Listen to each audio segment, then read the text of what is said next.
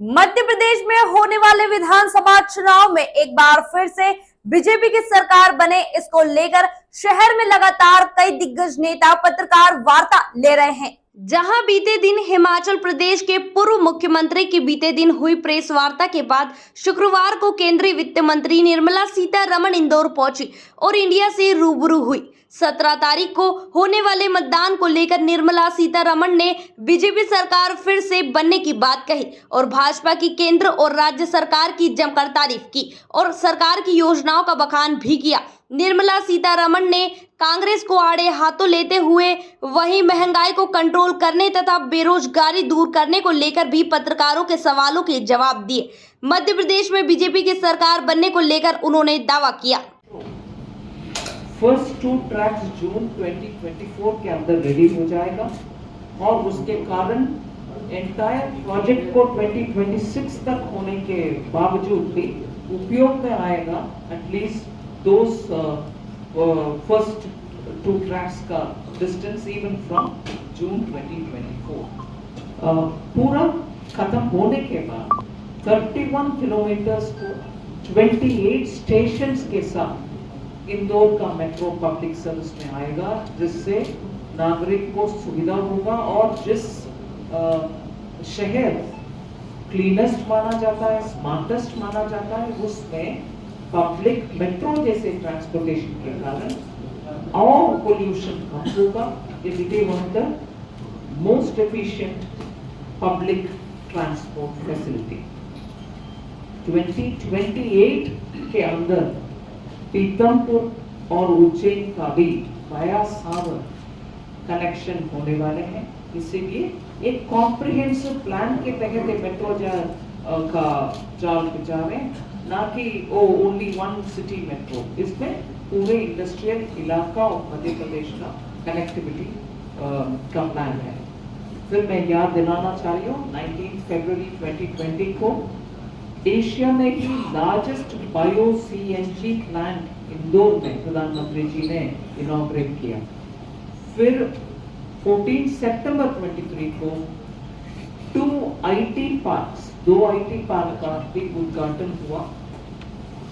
ऐसे ही light house project के तहत अक्टूबर 23 में 1024 रेसिडेंशियल यूनिट्स का कंस्ट्रक्ट करके हैंडओवर भी हुआ। इससे बड़ा विषय पब्लिक ट्रांसपोर्ट के नजरिया से Indore will be one of the biggest rail hubs for central India. 6 direction में रेल कनेक्टिविटी इंदौर केंद्रित होने वाले हैं। उसका काम शुरू हो गया है। ऑलरेडी आपको मालूम है कि कैबिनेट के द्वारा इंदौर, मऊ, खांडवा और अकोला रेल लाइन का अप्रूवल मिल गया। ऐसे इंदौर मनमाड, इंदौर दाहोद और इंदौर जबलपुर रेल लाइन का भी अप्रूवल हो गया है। मगर ये सब शुरुआत है। Ultimately rail hub for central India Indore बनने वाले हैं। इसीलिए रास्ते में आने के समय हमारे माननीय सांसद जी मुझे रेलवे स्टेशन दिखाते हुए बोले कि we are expanding it, there will be a new railway station also। ये सब इंटरलिंक्ड है कि अल्टीमेटली इंदौर का सेंट्रल ट्रांसपोर्टेशन, रेलवे ट्रांसपोर्टेशन का हब बनाने के लिए जो प्रयत्न चल रहे हैं। बीजेपी के विषय में बोलने के बाद जरूर आपको याद दिलाना चाहती हूँ, good governance, corruption free government के विषय जब मैं बोल रही हूँ, आप ऑपोजिशन को देख लीजिए। जब भी एक स्टेट कांग्रेस के हाथ में चले जाता है, वो बन जाता है एक ही परिवार का एटीएम। उस राज्य का डेवलपमेंट के लिए कोई ध्यान नहीं रखते। उदाहरण आप देख लीजिए, हिमाचल हो, राजस्थान हो, छत्तीसगढ़ हो और कर्नाटका लेटेस्ट एग्जाम्पल। सरकार में आए 6 महीने के अंदर ही उनका इकोनॉमी और फिस्कल लेवल इतना दयनीय स्थिति में आ गए हैं। अभी वो मांग रहे हैं कि और पैसा दो, हमारे प्रॉमिस को हम निभाना चाहिए। आपके प्रॉमिस दूसरे और आकर के पैसा दे करके निभाना है क्या? स्टेट का फिस्कल मतलब टैक्स और उससे आने वाले रेवेन्यू का ध्यान में रखते हुए स्टेट को आगे ले चलना चाहिए। जैसे इधर इतने सारे कार्यक्रम डेवलपमेंट भी और महिला के बेहतरी के लिए, सुविधा के लिए जितना सोशल वेलफेयर और महिला वेलफेयर के प्रोग्राम चल रही है, फिर भी डेट टू जीडीपी के सापेक्ष में ऋण, इसका फिगर मैं कल भी बोली, आज भी बोल रही हूँ, it was more than 31% of GDP. 31% of GDP was only that earlier. अभी वो कटौती रेगुलरली करते आज एक गुड गवर्नेंस वाली सरकार ने उसको 27% को ले आए। This is how good governance can work, not the way Congress governments have been doing. I'll give promise, but somebody else will have to finance me. I'll run the state, but that state's money will be going over to somebody else, other than those who are living here. इसीलिए ये उदाहरण मैंने इतने सारे states को दिया और भूलना नहीं है। वेस्टलैंड इफको स्कैम है, हर एक स्कैम है। मोसेर बेर मात्र 350 करोड़ का, अगस्ता वेस्टलैंड 2400 का, इफको 600 करोड़ का। आपको ये फार्मर के लिए बोनस देने वाले बाद 1178 करोड़ का। 2009 से कांग्रेस को ये फार्मर लोन वेवर करने वाले बाद, जहां आधा अधूरा छोड़ा 2009 से 14 तक जब यूपीए के सरकार था, वो फुलफिल नहीं हुआ। और मध्य प्रदेश के स्तर पर कांग्रेस के प्रॉमिस, और जब कांग्रेस पावर में था बीच में एक समय, उसका टोटल अमाउंट कुल मिलाकर के 2009 एंड दिस मिलाकर के 25,000 करोड़ का फार्मर्स का चीट किया।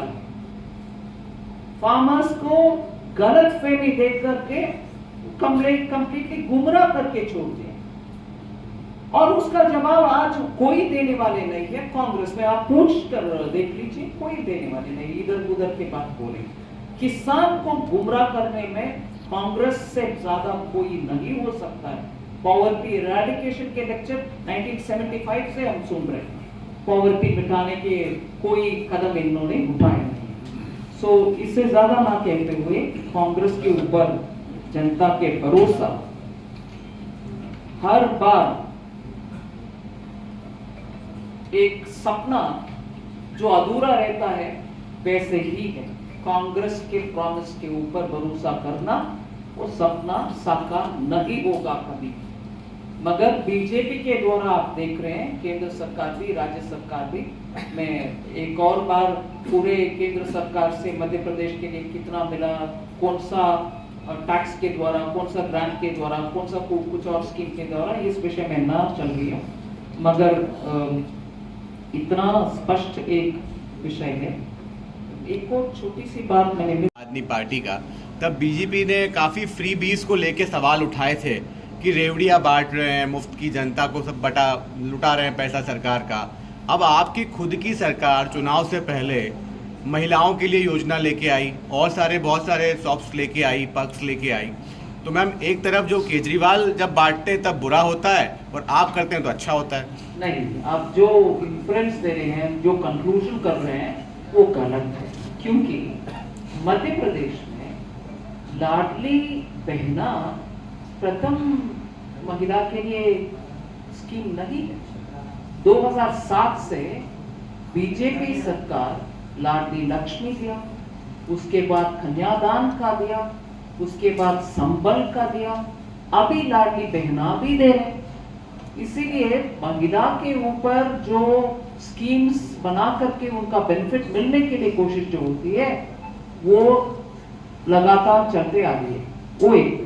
दूसरा, वो फ्री भी नहीं है, क्योंकि बजट में उसका जिक्र होता है।